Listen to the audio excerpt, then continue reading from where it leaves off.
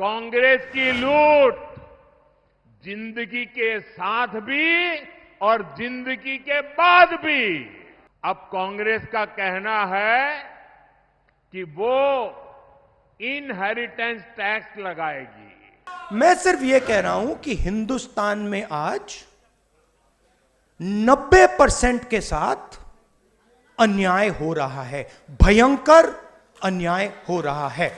Nothing wrong in being rich, nothing wrong in accumulating wealth, but to what point?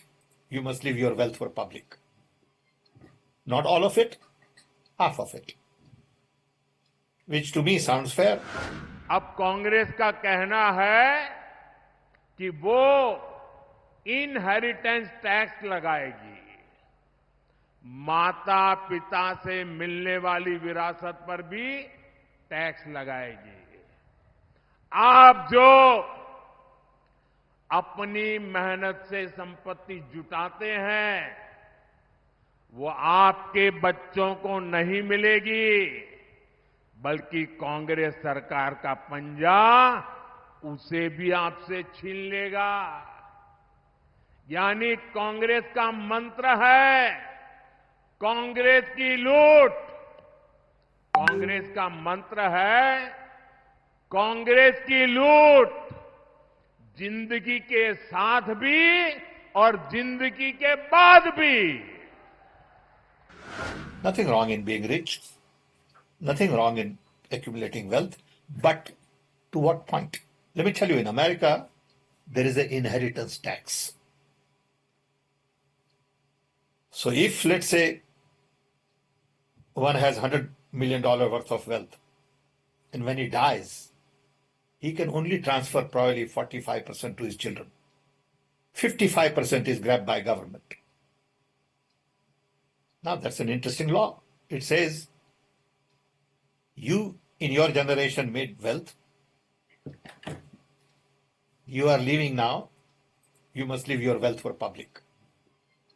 Not all of it, half of it. Which to me sounds fair. In India, you don't have that.